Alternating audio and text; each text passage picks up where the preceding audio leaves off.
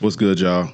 So today I want to discuss with you how to challenge yourself to record better footage with your drones and things of that nature, right? So when it comes down to putting your drone towards the environment or down towards anything, the first thing I would advise against is putting your drone towards people in any form or fashion. Do not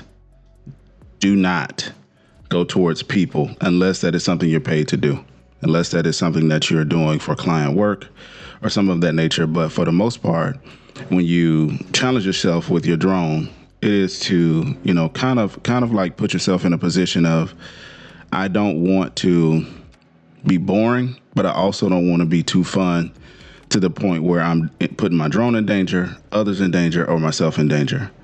Now, obviously, I've made 2 videos now on, the FAA and things of that nature and how those rules are a bit excessive in some cases, but it does come from people who have taken challenges. Most of the rules in the United States are what they call blood rules, right? Where somebody had to bleed or something had to happen or something had to morbidly happen for these rules to be taken into consideration or context in any form or fashion. Now, I, for one, am not the one to tell you how to fly, but I'm here to challenge you and say, don't be afraid to do it. Don't be afraid to do things that, put you in an uncomfortable situation. You might have to go talk to people who you wanted to fly over, because I promise you this, those static shots, the static shots where you just hover over something and kind of just circle it or whatever the case may be. I'm not trying to say they're all boring, but I'm trying to say that they can get boring. So a lot of us out here need to take the challenge of flying a little bit closer to something. I've done those things, and I do those things because I like that view. I like that POV, and I like for others to be able to see things from a perspective that they wouldn't be able to see it. And as quiet as it's kept, a lot of people do fly. That's why there's airports and airplanes. I know I'm saying something that's like duh, but reality is a lot of people do fly, and a lot of people do go up that way. So I think it benefits all of us who are drone pilots and all of us who are filmmakers at heart to do things that are kind of pushing the envelope a little bit. If you're doing what everybody else is doing, you're not necessarily quote unquote filmmaking. You're just pointing the camera and shooting. I'm not trying to diss anybody who makes film, but what I'm saying is you're not filmmaking unless you're telling a story. It's all about the story. Remember that. Now, sometimes it is just for recreation, but if you're doing anything that you want to convey, you have to tell the story, and you can't be afraid to do that from different angles, and you can't be afraid to do that from different spectrums when it comes down to flying these drones. Now, the beautiful part about a DJI drone, and I got mine right here. The beautiful part about a DJI drone is this.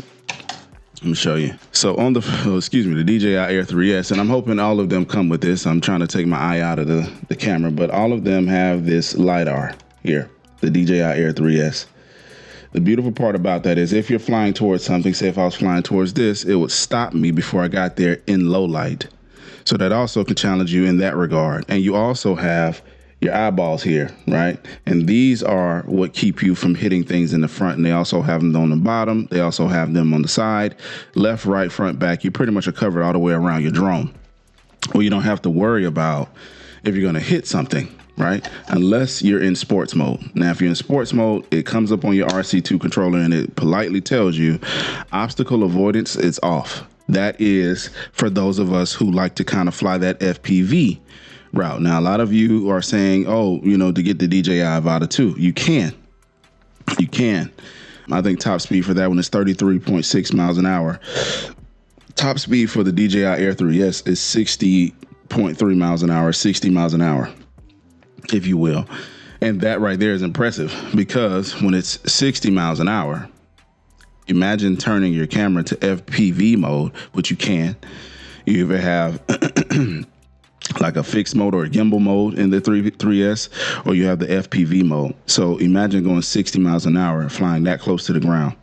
That's something I haven't done yet. So I'm challenging myself to do it. It's just one of those things that's kind of scary to do. I'm not going to lie.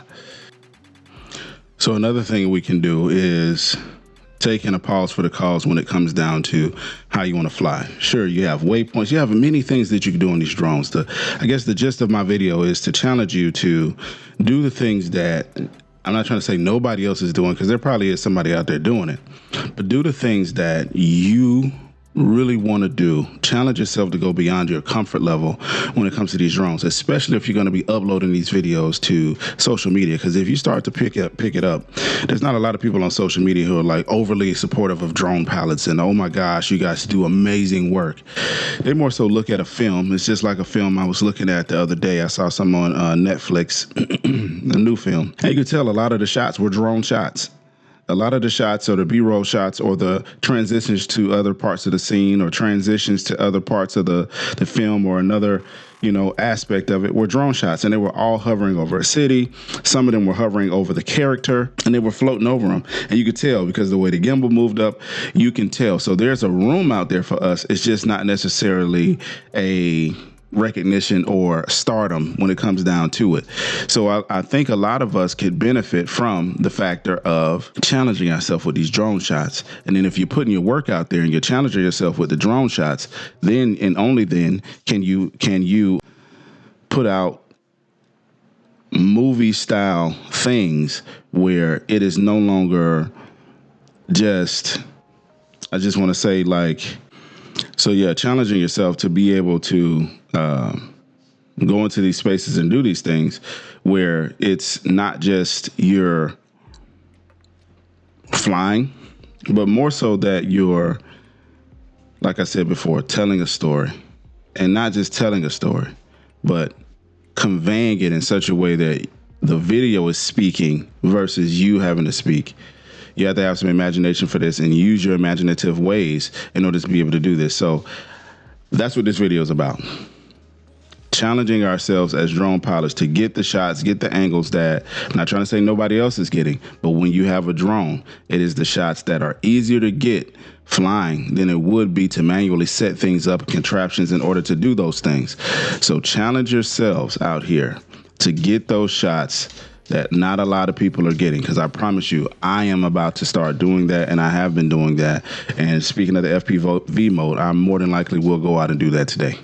So if you enjoyed the video, like, subscribe. I know it wasn't necessarily the most active video or something with a bunch of jump cuts, and I know that people can get bored. I get it.